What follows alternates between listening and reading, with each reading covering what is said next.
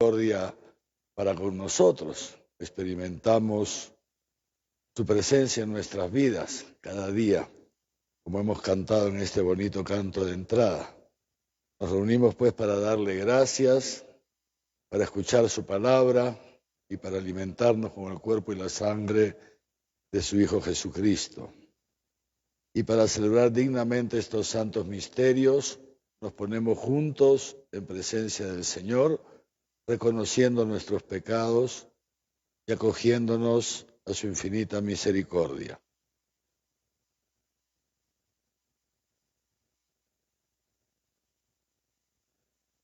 Yo confieso ante Dios Todopoderoso y ante ustedes, hermanos, que he pecado mucho de pensamiento, palabra, obra y omisión.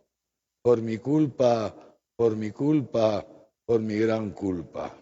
Por eso ruego a Santa María, siempre Virgen, a los ángeles y a los santos, y a ustedes, hermanos, que intercedan por mí ante Dios nuestro Señor.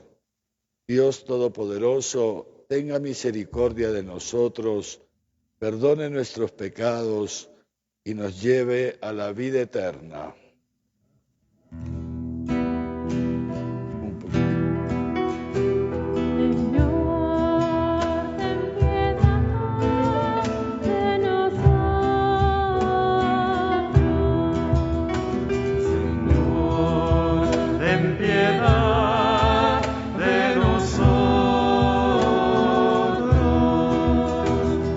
Cristo, ten piedad de nosotros.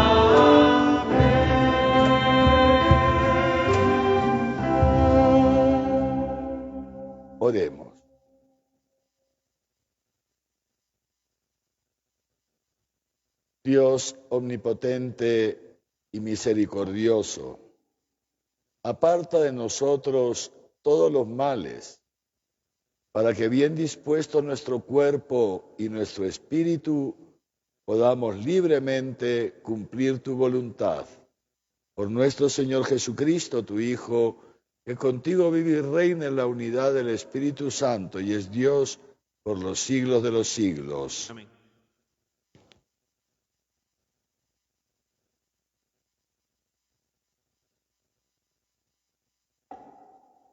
Agua para mí en tu jarro, para que pueda beber.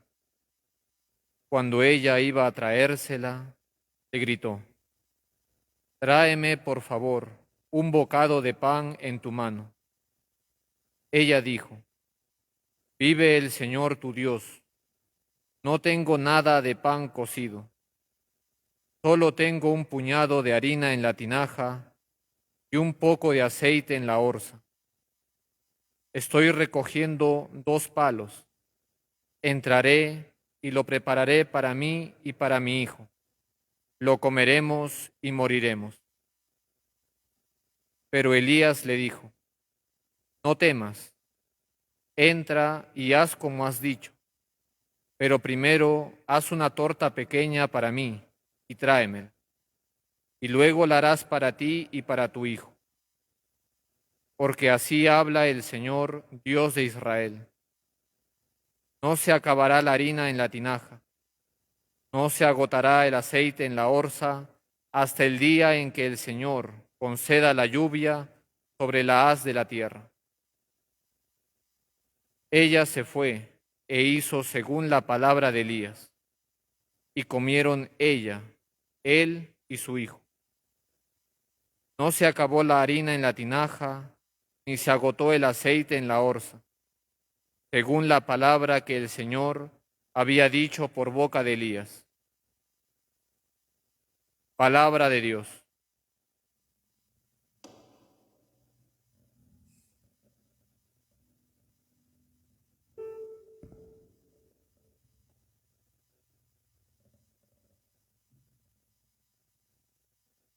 Alaba, alma mía, al Señor.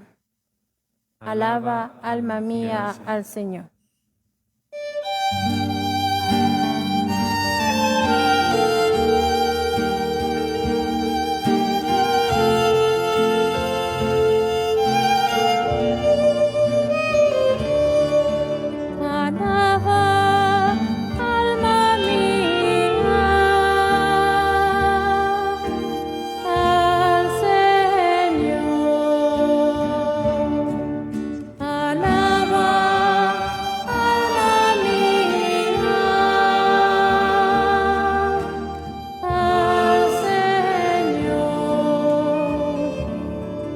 Que mantiene su fidelidad perpetuamente, que hace justicia a los oprimidos, que da pan a los hambrientos. El Señor liberta a los cautivos.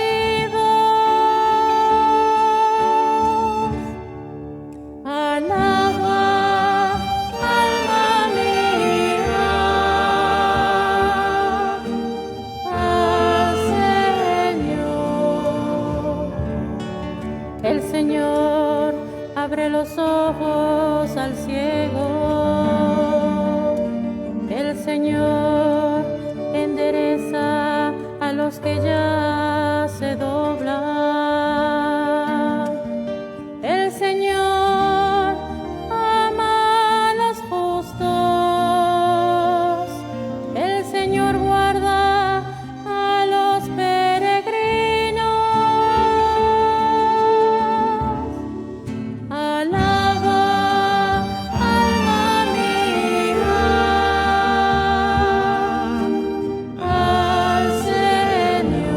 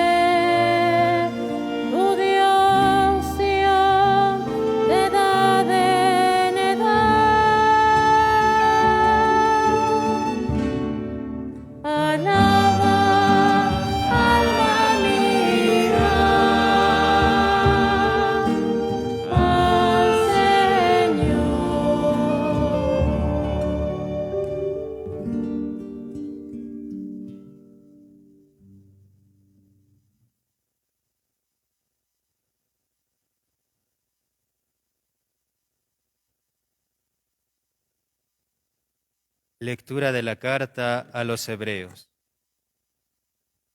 Hermanos, Cristo no penetró en un santuario hecho por mano de hombre,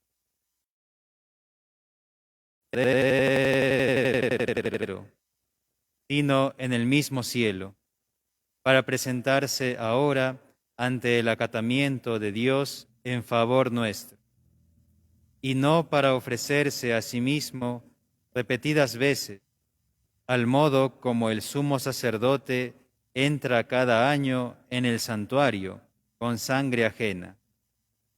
Para ello, habría tenido que sufrir muchas veces desde la creación del mundo, sino que se ha manifestado ahora una sola vez, en la plenitud de los tiempos, para la destrucción del pecado mediante su sacrificio. Y del mismo modo que está establecido que los hombres mueran una sola vez y luego el juicio, así también Cristo, después de haberse ofrecido una sola vez para quitar los pecados de la multitud, se aparecerá por segunda vez, sin relación ya con el pecado, a los que le esperan para su salvación. Palabra de Dios.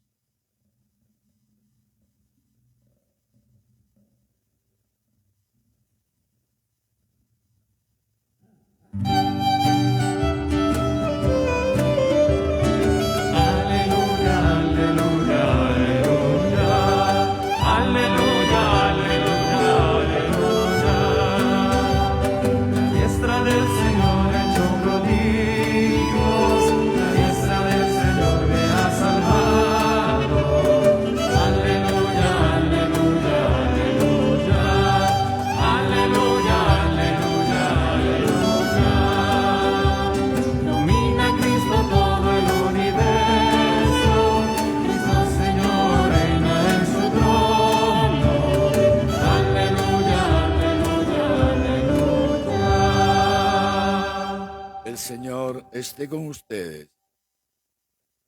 Lectura del Santo Evangelio según San Marcos.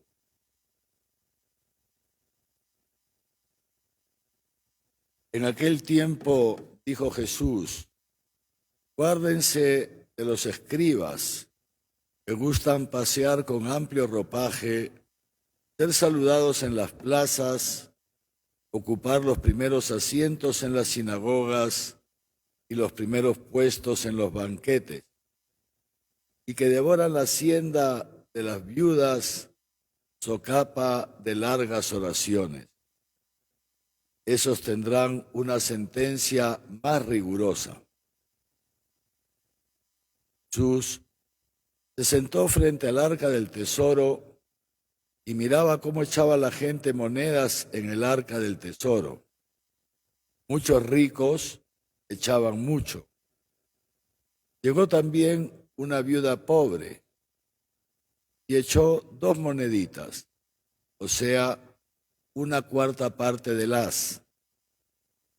Entonces, llamando a sus discípulos, les dijo: en verdad les digo que esta viuda pobre ha echado más que todos los que echan en el arca del tesoro, pues todos han echado de lo que les sobraba. Ella, en cambio, ha echado de lo que necesitaba, todo cuanto poseía, todo lo que tenía para vivir. Palabra del Señor.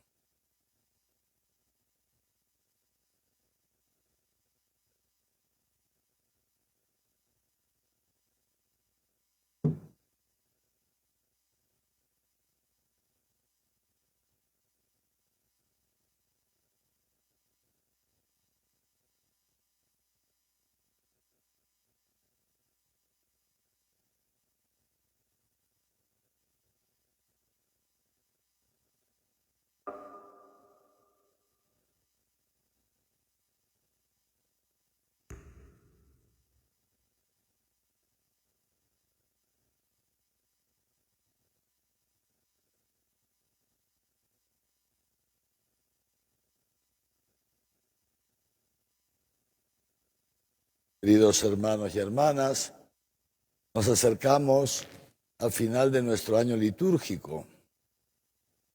Dios mediante, dentro de 2 domingos celebraremos la solemnidad de Cristo Rey del universo y el domingo siguiente, con el primer domingo de Adviento, comenzaremos un nuevo año litúrgico.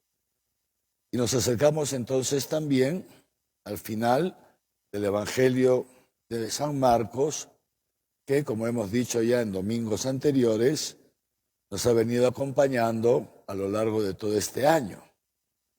Hoy, Marcos nos relata las últimas palabras de Jesús en el templo de Jerusalén.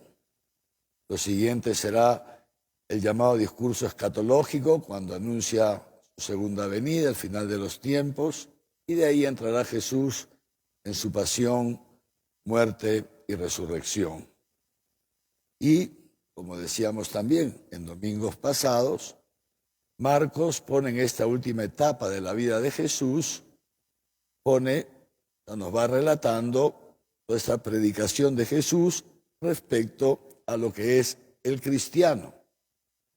Jesús, que ha venido a este mundo para pagar por nuestros pecados, ha venido a este mundo para reconciliarnos con Dios, para destruir la muerte y con su resurrección y ascensión al cielo enviarnos el Espíritu Santo para que nosotros podamos ser divinizados o seamos divinizados y podamos también caminar ya en este mundo por encima del pecado y de la muerte hasta que nos toque partir a la plenitud de la vida eterna.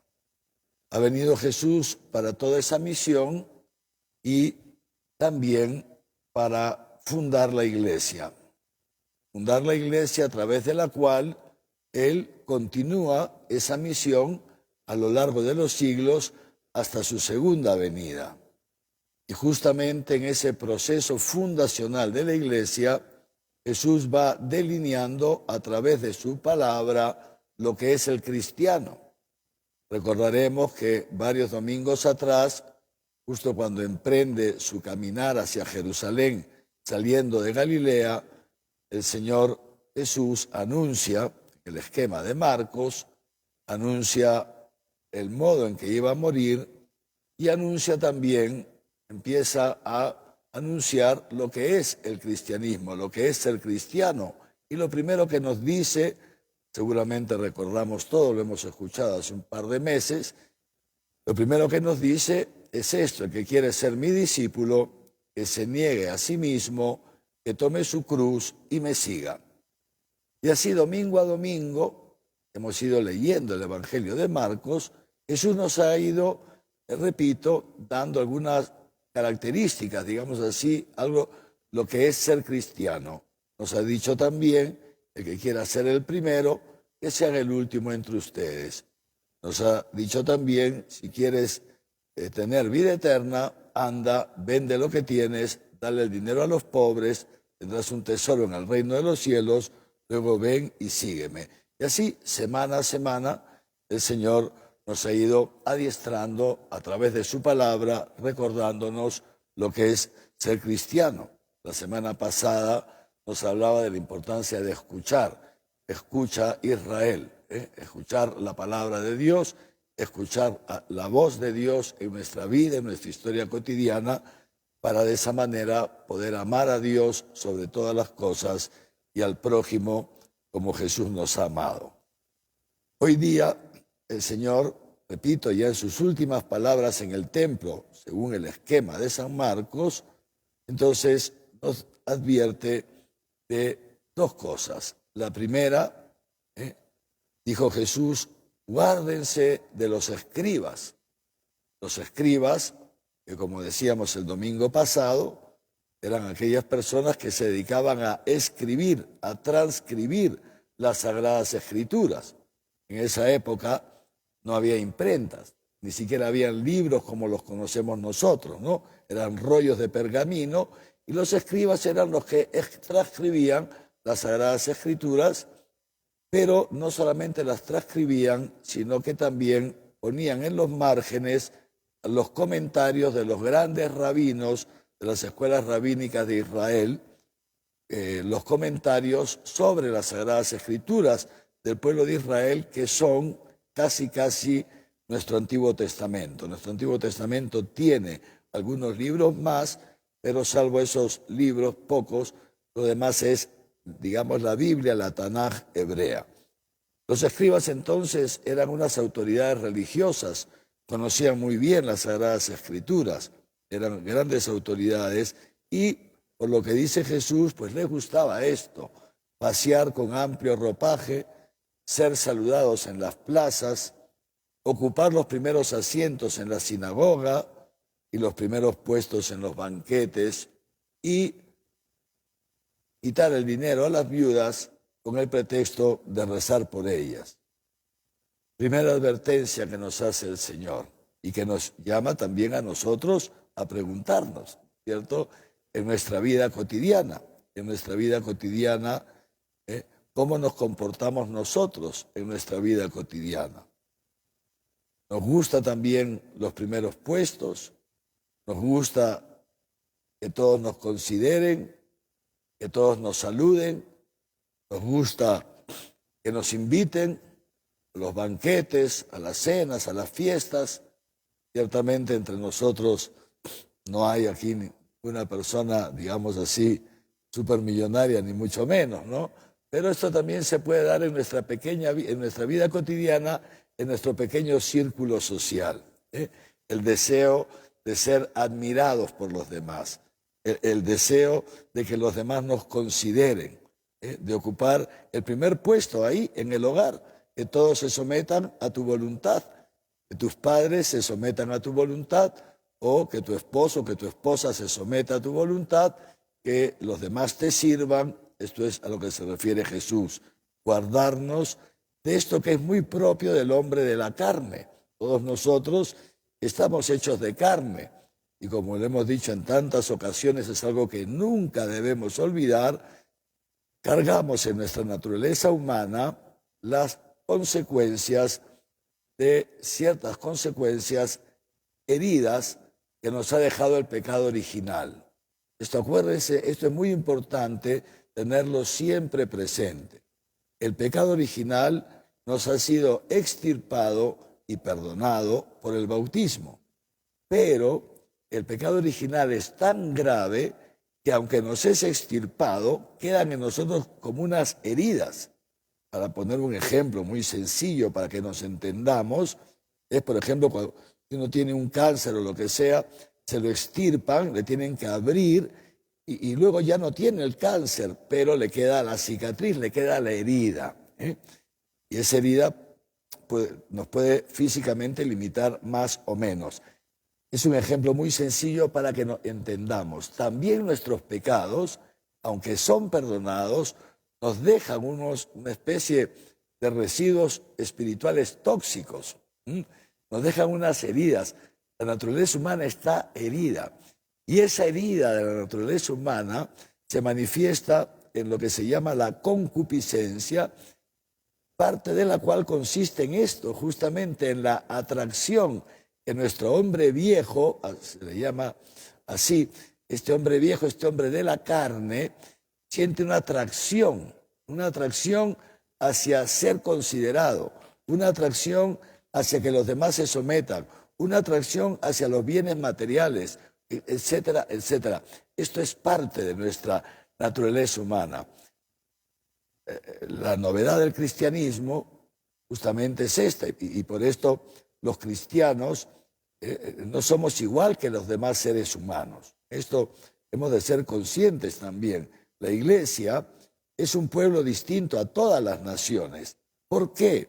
Porque si bien compartimos con los 8.000 millones de personas que habitan en el mundo, compartimos la naturaleza humana y compartimos esa herida o esas heridas, hay algo que nosotros tenemos y que los demás no tienen. No tienen. ¿Y saben qué es aquello que nos hace distintos? Que nosotros tenemos una participación en la vida divina. Es decir, que en nuestra naturaleza humana habita Dios, habita la divinidad.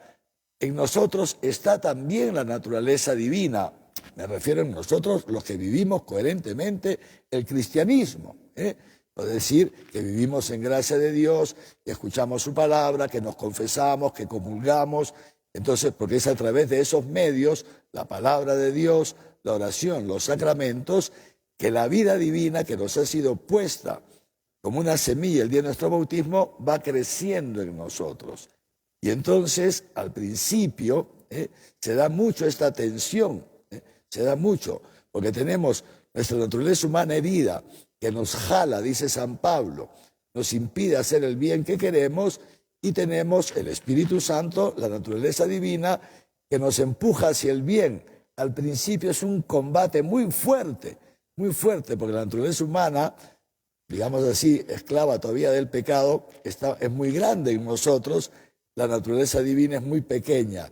Por eso es tan importante la vida cristiana, es alimentar esta vida divina a través, repito, palabra, oración, sacramentos, participación en la vida de la iglesia, la parroquia, un grupo parroquial, una pequeña comunidad, y entonces la naturaleza divina va creciendo y poco a poco el hombre nuevo, dice, lo llama así San Pablo, el hombre del espíritu, entonces ya va como sofocando al hombre de la carne, o sea, va venciendo en este combate interno, el bien va venciendo al mal, y entonces entramos en un proceso ya de santificación.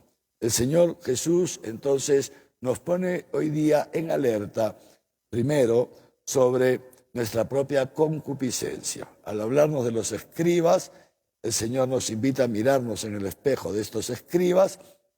No vaya a ser que algo de esto nos esté pasando a nosotros.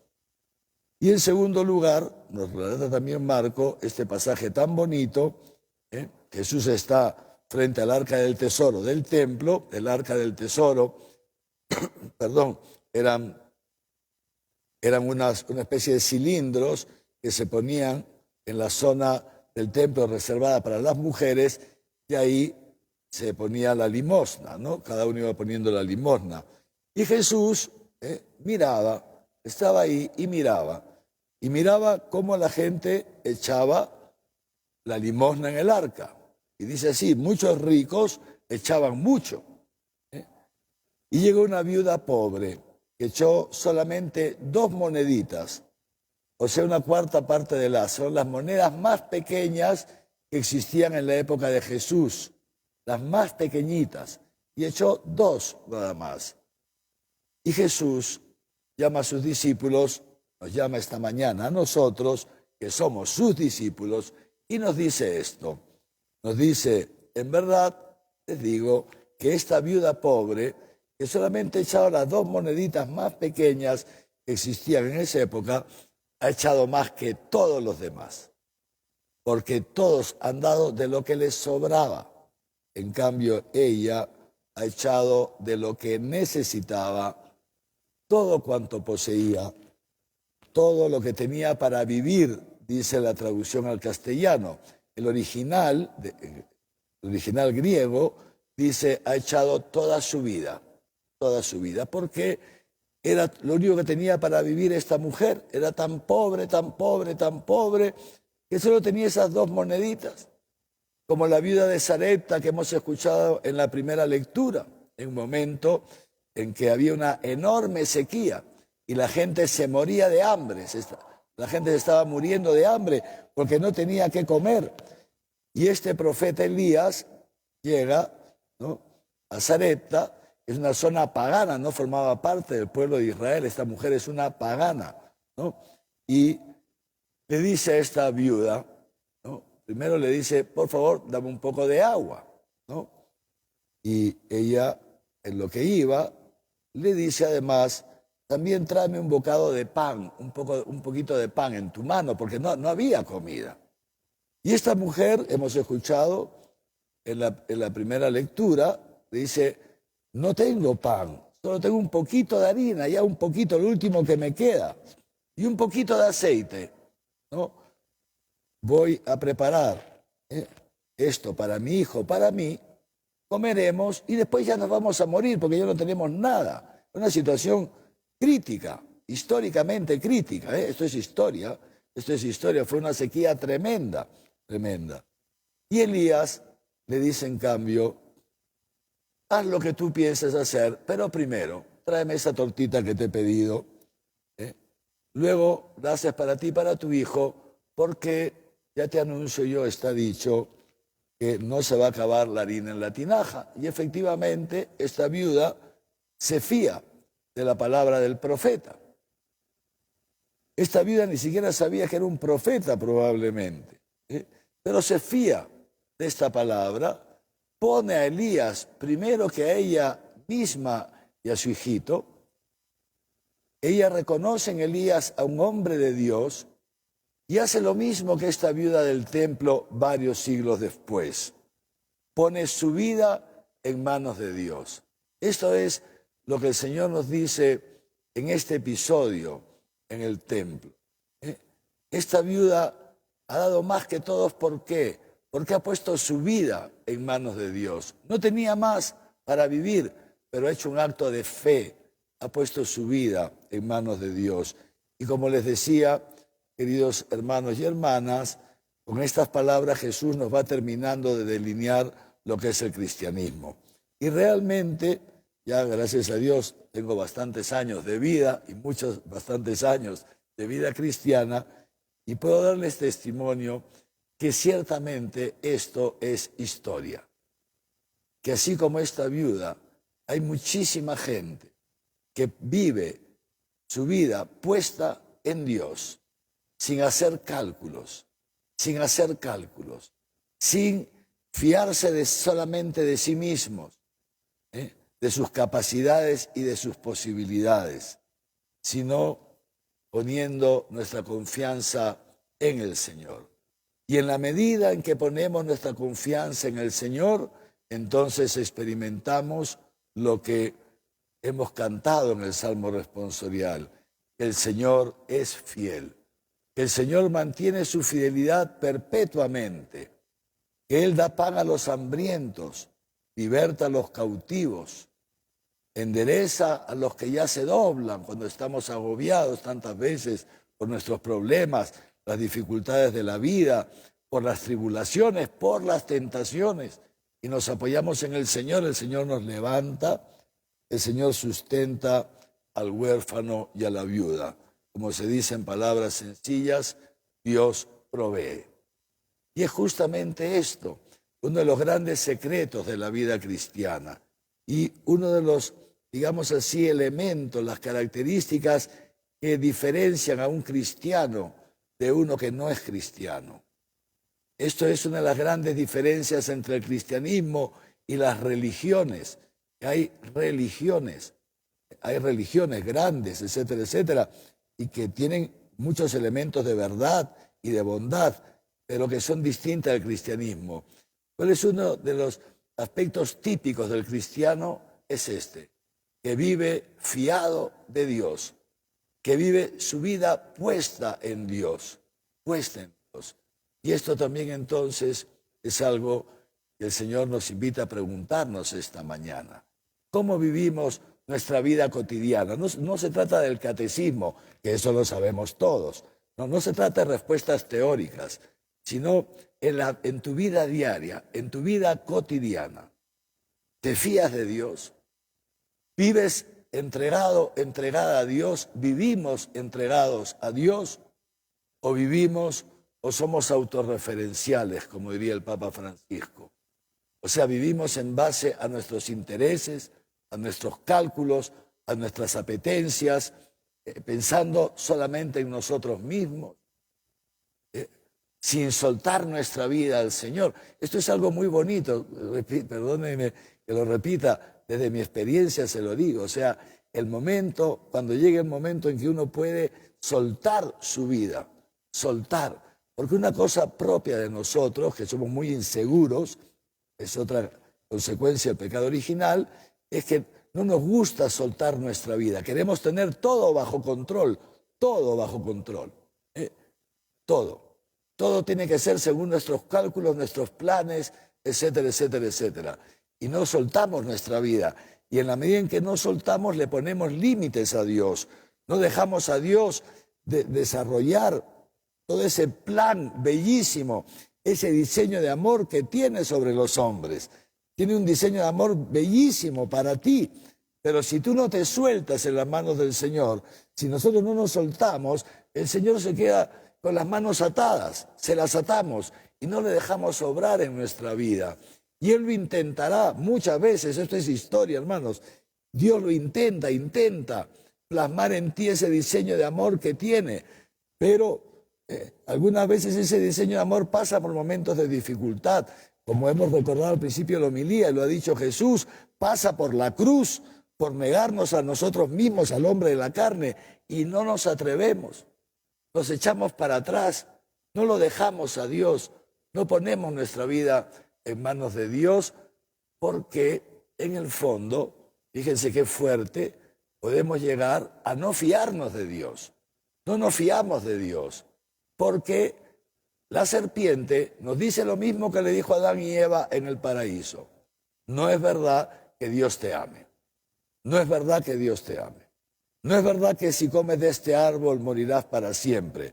Lo que pasa es que si comes de este árbol serás como Dios y Dios no quiere que seas como Él, porque es un egoísta. No te fíes de Dios, fíate de lo que te digo yo, fíate de tu razón, fíate de tus ¿cómo se dice? Sí, de tu sensibilidad, de lo que tú ves, de lo que tú tocas. Y eso es lo que hace Eva. Mira el árbol, mira, y dice el libro del Génesis que el árbol le pareció a Eva, a su razón, le apareció una cosa buena, le pareció a su razón. Lo tocó y efectivamente era agradable a los ojos, a la vista, dice el libro del Génesis. O sea, se dejó llevar Eva por su razón, se dejó llevar Eva por su tacto y al final no se fió de Dios, se fió de la serpiente. Y esta serpiente, queridos hermanos, el diablo existe y actúa todos los días, tratando de dividirnos, a cada uno de nosotros, dividirnos de Dios y dividirnos del prójimo. Y para dividirnos nos habla la razón, nos habla los sentidos. Y es el demonio, fíjense ustedes, domina este mundo. Jesús en el Evangelio lo llama el príncipe de este mundo. Entonces domina todo. Domina los medios de comunicación, domina el Internet, domina las universidades, el mundo de la cultura, el mundo de la academia, el mundo de los negocios, etcétera, etcétera. El Papa Francisco, que habla tanto contra este sistema tecnocrático inhumano, domina todo el demonio. Es el príncipe de este mundo. Y nosotros los cristianos estamos llamados a estar alerta, a ser inteligentes, a usar esa inteligencia que Dios nos ha dado, que alimentada por la vida sacramental, repito, la oración, etcétera, nos da un discernimiento para saber lo que está bien y lo que está mal, lo que viene de Dios y lo que viene del demonio. Y poco a poco ese mismo Espíritu Santo nos va dando la capacidad de fiarnos de Dios y como esta viuda, y esto es el cristianismo, poner nuestra vida en sus manos, sin dejar de trabajar, sin dejar de estudiar, los que son todavía jóvenes, para forjarse un futuro, por supuesto, todo eso hay que hacerlo, pero puesta nuestra confianza no en conseguir la alabanza de los hombres, no en conseguir la gloria de este mundo como los escribas, sino puesta nuestra confianza en el amor de Dios. ¿Cuál es el fundamento? Y termino ya, queridos hermanos y hermanas, ¿cuál es el fundamento? ¿Por qué los cristianos podemos vivir de esta manera? ¿Por qué tú y yo estamos llamados a vivir de esta manera? ¿Cuál es la garantía? Dios te da una garantía, nos da una garantía de su amor. ¿Tienes tú una garantía del amor de Dios suficiente como para poder abandonar tu vida en sus manos, como hizo esa viuda del Evangelio? Ciertamente. Y esto es la base, el fundamento del cristianismo. Nosotros no somos gente súper especial, no.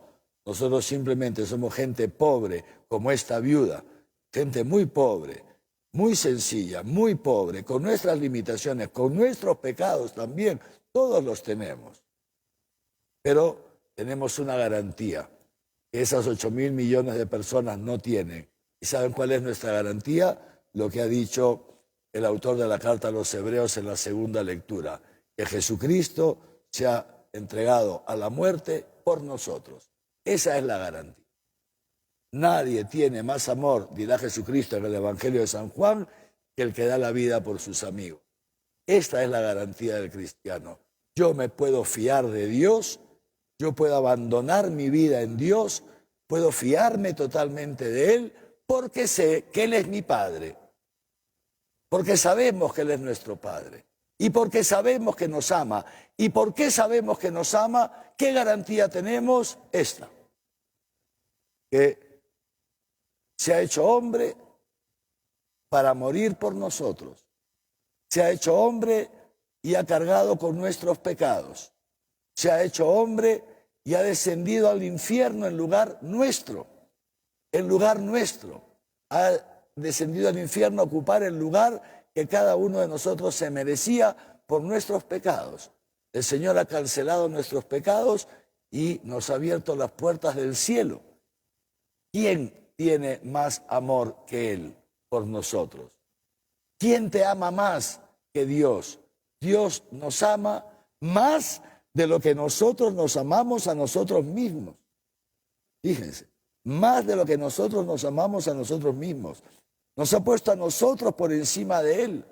Tanto amó Dios al mundo, dice Juan en su Evangelio, que le entregó a su único hijo. No tenía otro, solo uno. Y ese uno Dios lo ha entregado a la muerte, al maltrato. Todos conocemos la pasión de Jesús. Lo ha entregado por ti, por ti. Jesús ha derramado su sangre por ti, para abrirte el cielo, para vivir contigo, para que tú vivas con Él por toda la eternidad. ¿Cómo no nos vamos a fiar de Él? ¿Cómo no nos vamos? Dice San Pablo, con Él, con este misterio pascual, Dios nos ha dado todo. Bendito sea Dios, que nos ha colmado de toda clase de bienes espirituales y celestiales en Cristo. Esta es nuestra garantía. Esta es nuestra garantía. Perdónenme que me extiendo un poquito para contarles una anécdota. Una anécdota. Hace muchos años, con la gracia de Dios, me vino esta idea. Ante las tentaciones del demonio, que siempre nos quieren alejar de Dios, me vino esta idea. ¿Y cuál es la garantía de que el demonio me ama? Porque el demonio te dice que te ama. El demonio se hace pasar por tu consejero. Supuestamente te da consejos para tu bien. Anda, métete en esta página de internet para que disfrutes un poco, no pasa nada, no es tan grave. Anda, engaña, miente, roba, no sé qué tanta vaina. Habla mal del otro y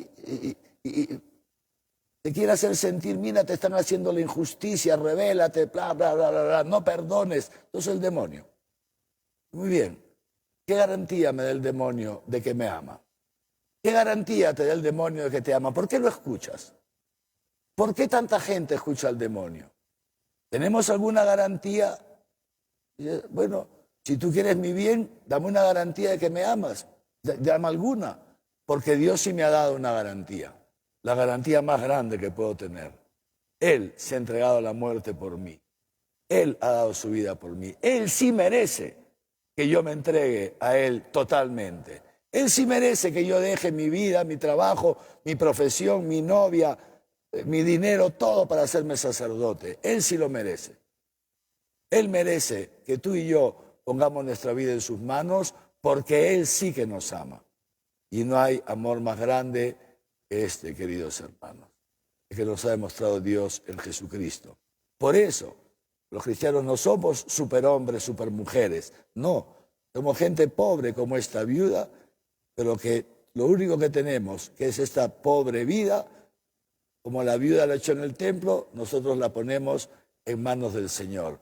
Y en esa medida que la ponemos, experimentamos no solamente su amor, sino su providencia en nuestra vida cotidiana, y experimentamos en lo profundo de nuestro ser cómo es verdad que Jesucristo ha vencido el pecado y la muerte, y que ya desde este mundo nos hace partícipes de esa victoria. Podemos caminar por encima del pecado, podemos caminar sin caer en las tentaciones del maligno, que el único que quiere es destruirnos, y sobre todo comenzamos a experimentar ya en este mundo la vida eterna, ese gozo profundo de vivir en comunión con Dios y vivir en comunión con los hermanos. Pidámosle pues al Señor, como lo hemos hecho en nuestra oración al inicio de la misa, que aparte de nosotros todos los males, y que bien dispuesto nuestro cuerpo y nuestro espíritu podamos vivir siempre cumpliendo su santa voluntad. Amén.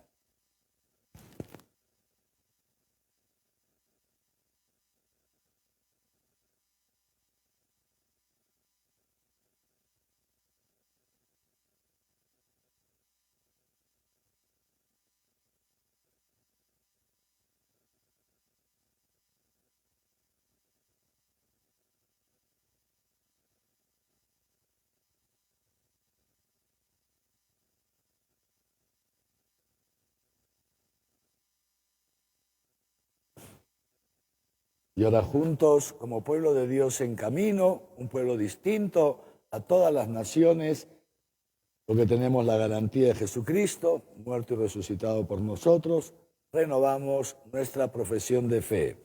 Creo en Dios Padre Todopoderoso, Creador del cielo y de la tierra. Creo en Jesucristo, su único Hijo, nuestro Señor, que fue concebido por obra y gracia del Espíritu Santo y nació de Santa María Virgen. Padeció bajo el poder de Poncio Pilato. Fue crucificado, muerto y sepultado. Descendió a los infiernos. Al tercer día resucitó de entre los muertos. Subió a los cielos y está sentado a la derecha de Dios Padre Todopoderoso. Desde allí ha de venir a juzgar a vivos y muertos.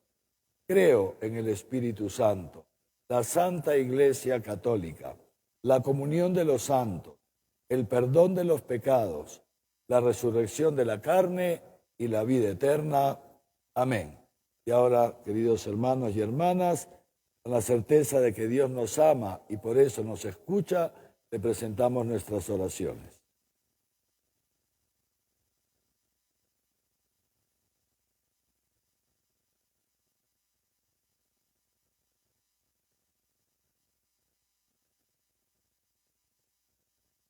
Por la Iglesia, el Papa Francisco, nuestro arzobispo Javier, obispo auxiliar Raúl y los sacerdotes, para que continúen sanando y consolando a los hombres que sufren en cuerpo y alma. Roguemos al Señor. Por nuestros gobernantes y autoridades, para que busquen el bien de todos los hombres, con una atención especial a los más necesitados. Roguemos al Señor. Te lo pedimos, Señor. Por los pobres, los enfermos, los ancianos y los marginados, para que la Iglesia esté siempre al servicio de ellos y les haga presente el amor de Cristo. Roguemos al Señor. Te lo pedimos, Señor.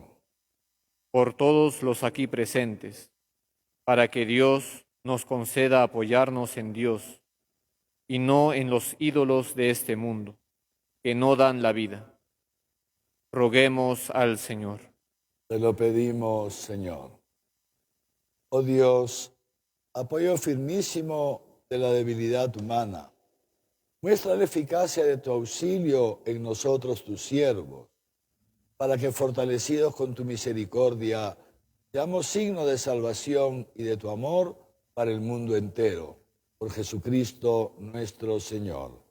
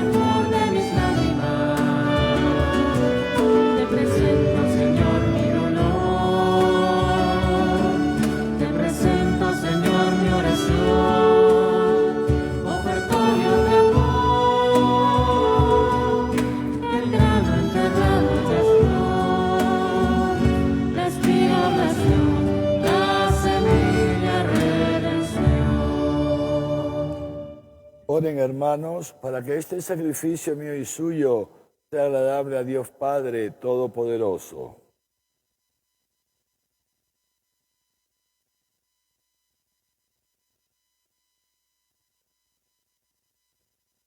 Mira con bondad, Señor, los sacrificios que te presentamos, para que alcancemos con piadoso afecto lo que actualizamos sacramentalmente de la pasión de tu Hijo, que vive y reina por los siglos de los siglos.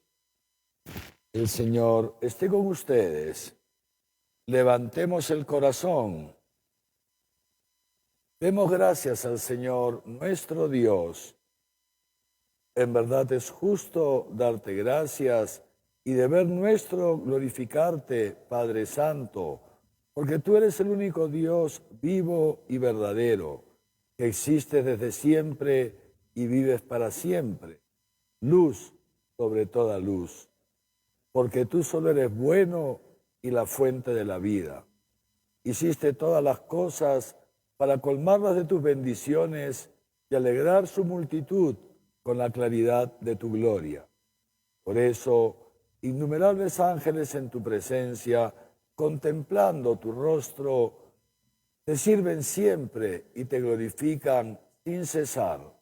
Y con ellos, también nosotros, llenos de alegría, y por nuestra voz, las demás criaturas, aclamamos tu nombre cantando.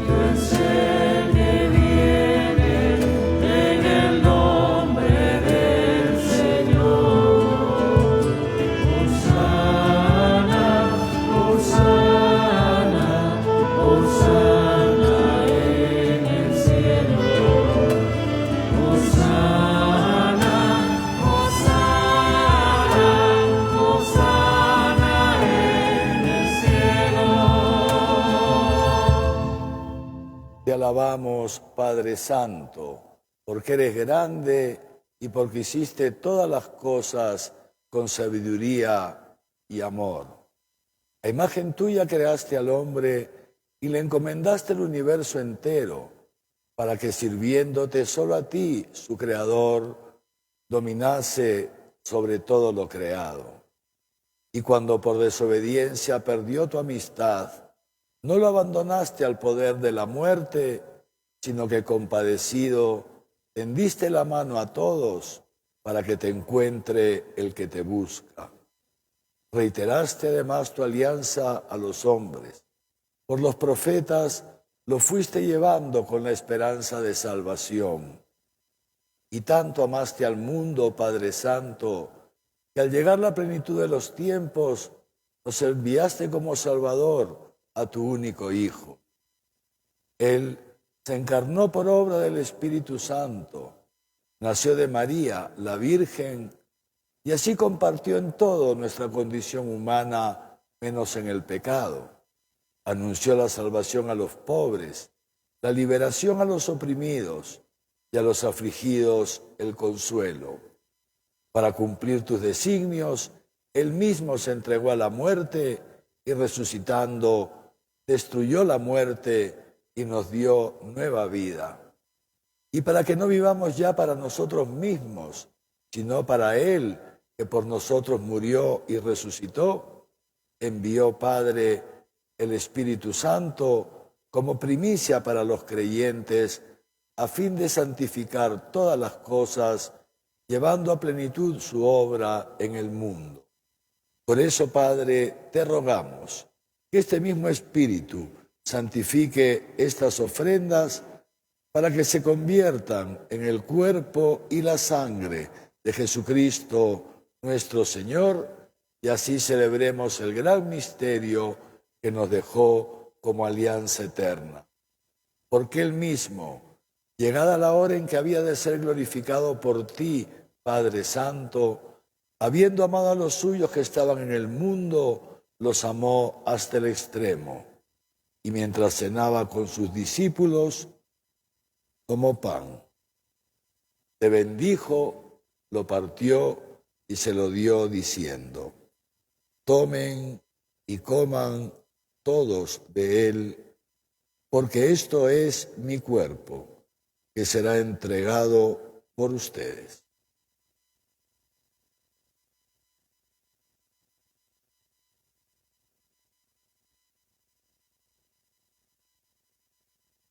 Del mismo modo, acabada la cena, tomó el cáliz. Le dio gracias y lo pasó a sus discípulos diciendo: tomen y beban todos de él, porque este es el cáliz de mi sangre, sangre de la alianza nueva y eterna, que será derramada por ustedes y por muchos para el perdón de los pecados. Hagan esto en conmemoración mía.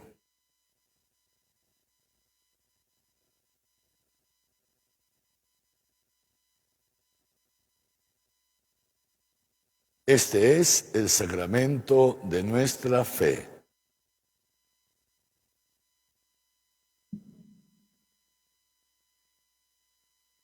Por eso, Padre, al celebrar ahora el memorial de nuestra redención, recordamos la muerte de Cristo y su descenso al lugar de los muertos. Proclamamos la resurrección y ascensión a tu derecha, y mientras esperamos su venida gloriosa, te ofrecemos su cuerpo y su sangre, sacrificio agradable a ti y salvación para el mundo entero. Dirige tu mirada sobre esta víctima que tú mismo has preparado a tu iglesia, y concede a cuantos compartimos este pan y este cáliz, que congregados en un solo cuerpo por el Espíritu Santo, seamos en Cristo víctima viva para alabanza de tu gloria. Y ahora, Señor, acuérdate de todos aquellos por quienes te ofrecemos este sacrificio, de tu servidor, el Papa Francisco, de mí, indigno siervo tuyo, del orden episcopal, de los presbíteros y diáconos, y de todo el pueblo, y de todo tu pueblo redimido por ti. Acuérdate también de los que murieron en la paz de Cristo y de todos los difuntos cuya fe solo tú conociste. Padre de bondad, que todos tus hijos nos reunamos en la heredad de tu reino, con María, la Virgen Madre de Dios, su esposo San José, los apóstoles y los santos, y allí, junto con toda la creación, libres ya del pecado y de la muerte, te glorificamos eternamente por Cristo, Señor nuestro, por quien concedes al mundo todos los bienes.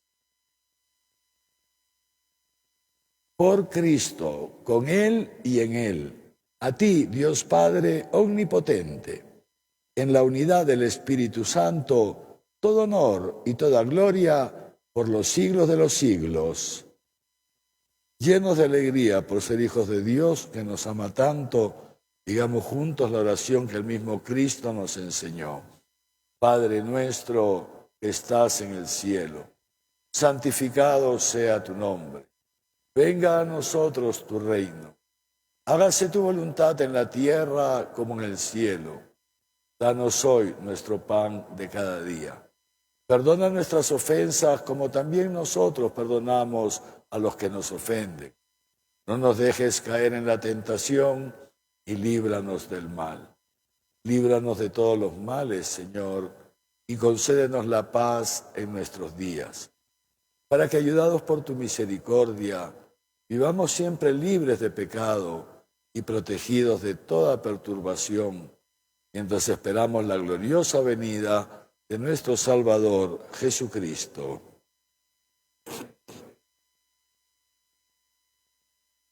Señor Jesucristo, que dijiste a tus apóstoles, la paz les dejo, mi paz les doy.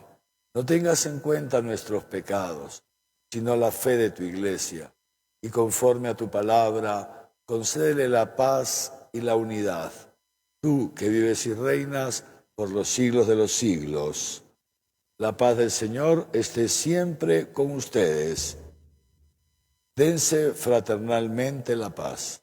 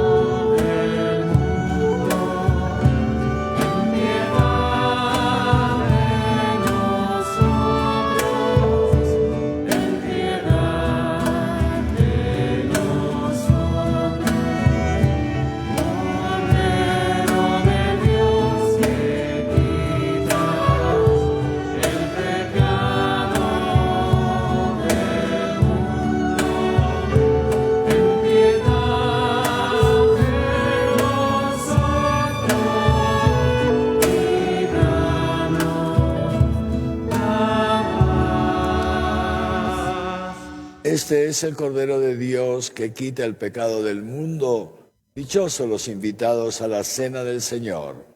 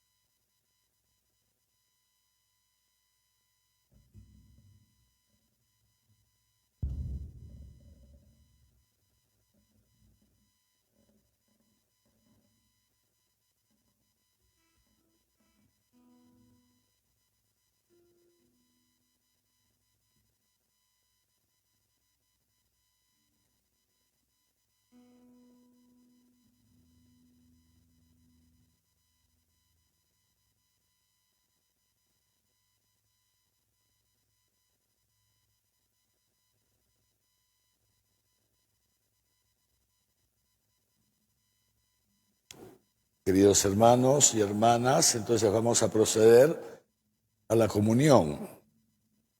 Les pido que esperemos un momentito a que los ministros vayan, se van a colocar a lo largo de la nave central, del pasillo central. Yo no voy a dar la comunión porque, como ven, estoy sin mascarilla, entonces para evitar cualquier riesgo de contagio para ustedes, ¿no? Los ministros llegarán, les pido que ya en la medida en que lleguen los ministros a sus lugares pueden ir pasando uno a uno, manteniendo la distancia con el hermano o la hermana que nos precede, ¿sí? Una distancia de 1,5 metros dentro de lo posible. Nos acercamos con la mascarilla puesta. Al estar delante del ministro nos quitamos la mascarilla, ponemos nuestras manitos en forma de cruz, como un trono para recibir al Señor, y una vez lo hemos recibido, ahí en la presencia del ministro, delante del ministro, comulgamos, nos volvemos a colocar la mascarilla y salimos por los pasillos laterales. Si un hermano necesariamente debe recibir la comunión en la boca, no hay problema, la recibe en la boca. Cada ministro tiene a su lado un asistente que, de modo preventivo, lo rociará con el alcohol para evitar, repito, también cualquier riesgo de contagio. Podemos entonces proceder. Los hermanos que están en la segunda parte de la catedral, esperen un poquito que los ministros están llegando para allá en un momento.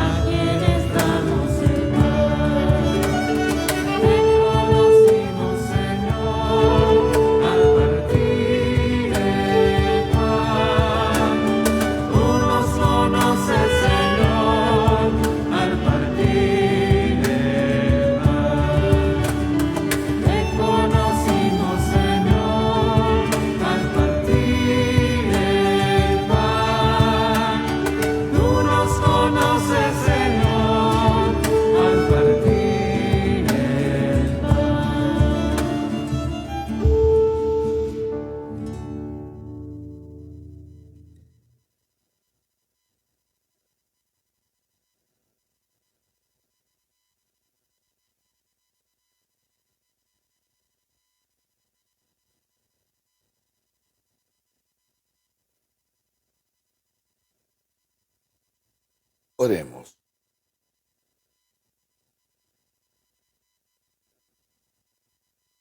Alimentados con esta Eucaristía, te damos gracias, Señor, e invocamos tu misericordia para que el Espíritu Santo mantenga siempre vivo en nosotros el amor a la verdad.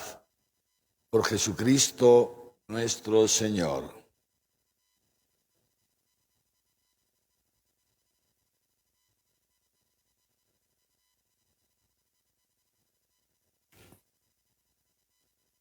El Señor esté con ustedes. La bendición de Dios Todopoderoso, Padre, Hijo y Espíritu Santo, descienda sobre ustedes y les acompañe siempre. Antes de despedirnos, quería informarles, el Papa Francisco nos ha dado una gracia enorme para este mes de noviembre, que podamos ayudar a hermanos, familiares, amigos difuntos que han partido ya de este mundo, que los podamos ayudar a entrar directamente al cielo. Seguramente todos conocemos y hemos sufrido la pérdida de algún ser querido, algún amigo, etcétera, por esta pandemia o por otras razones. Y sí, en el momento del velorio, del entierro, las primeras semanas, los primeros meses, tenemos un dolor fuerte en el corazón. Es natural, esto no está mal, está muy bien, es así, ¿no? Pero algunas veces nos olvidamos de que ese amor lo podemos concretizar ayudando a estos hermanos nuestros que han partido. Normalmente, cuando tenemos, digamos, hay tres estados en que nos puede encontrar la muerte, que todos nos vamos a morir. El día que nos muramos, vamos a estar en uno de estos tres estados. Primer estado es en plena gracia de Dios y suficientemente purificados de nuestros pecados, con lo cual entramos directamente al cielo. Segunda posibilidad, Dios no quiera para ninguno de nosotros, en estado de pecado mortal, descomunión con Dios, y el destino es el infierno por toda la eternidad. Tercera posibilidad, que es, todo indica, la situación de la mayoría, es morir en gracia de Dios, es decir, no en pecado mortal, pero sin haber sido suficientemente purificados de las consecuencias de nuestros pecados en este mundo. Entonces, para poder entrar al cielo, tenemos que pasar por un estado previo que se llama el purgatorio. Esto es la doctrina católica de toda la vida, con fundamento en las Sagradas Escrituras, y esto no cambia, esto es verdad revelada por Dios. Nos guste o no nos guste, esto es así. Entonces, fíjense, la Iglesia concede la indulgencia, o sea, Dios a través de la Iglesia nos da esta posibilidad. ¿Qué cosa es la indulgencia plenaria? La indulgencia plenaria, se los digo en palabras sencillas, es justamente esto. Es cuando uno obtiene la indulgencia plenaria para un difunto, que esa indulgencia que hace purifica automáticamente al difunto por los méritos de Jesucristo, de la Virgen María y de todos los santos, se le aplica al difunto la indulgencia y entonces entra directamente al cielo. ¿Cuánto bien podemos hacer nosotros obteniendo una indulgencia plenaria en favor de familiares, amigos, personas difuntas, para que, repito, evitarles el estado del purgatorio? ¿Cómo se hace? ¿Qué nos ha dicho el Papa? Durante todo este mes de noviembre podemos obtener una indulgencia plenaria cada día, fíjense, cada día, a favor de un difunto. ¿Cómo se hace? Es sencillo. Primero, hay unas condiciones básicas para toda indulgencia plenaria. La primera de todas es que en lo profundo de nuestro corazón rechacemos, o sea, no queramos no cometer ningún pecado, ni siquiera pecados veniales. Esto yo creo que es normal, ¿no? Que ninguno de nosotros quiere pecar. Me parece que esto es una condición sencillísima, ¿no? Rechazar en el profundo de nuestro corazón cualquier pecado, incluso los pecados veniales. Segundo, luego viene la confesión, confesarnos sacramentalmente, la comunión eucarística, recibir la comunión y rezar por las intenciones del Papa. Son estas tres intenciones, son las normales, habituales para cualquier indulgencia plenaria. En este mes de noviembre, además, el Papa nos dice, nos pide una cuarta condición. Uno, visitar un cementerio y hacer una oración breve en el cementerio, aunque sea una oración en silencio, o, perdónenme, más fácil todavía, visitar un templo, cualquier templo, la capilla, el templo de tu barrio, tu parroquia, y detenernos un momento ahí, en oración, rezar un Padre Nuestro y el credo. Nada más esto, así de sencillo. Lo podemos hacer cada día y sacaríamos muchas almas que hoy día están en el purgatorio. Yo los invito a hacerlo para facilitar esto. continuamos, esto ya lo tenemos desde hace meses, aquí en el atrio de la catedral, cuando han entrado habrán visto, hemos puesto confesionarios. Y entonces todos los días, desde el lunes hasta el viernes, de 8 de la mañana a 6 de la tarde, hay sacerdotes confesando. A la hora del almuerzo, algunos días no hay, pero por lo general todos los días hay sacerdotes confesando. Los sábados, de 8 de la mañana hasta la 1 de la tarde, porque en la tarde los sacerdotes tienen que estar en sus parroquias. Pero bueno, los tenemos aquí a la mano, también en las parroquias están los párrocos disponibles. Una buena confesión y podemos, repito, con las otras condiciones, ayudar a tantos hermanos nuestros. Es una forma concreta de expresar nuestro amor. Si alguno de ustedes ha perdido el papá o la mamá o el esposo o un amigo o el tío o el abuelito, no solamente es suficiente llorarlos, sino también fíjense cuánto bien podemos hacer. Así que los animo, es solamente durante el mes de noviembre. En el nombre del Señor pueden ir en paz.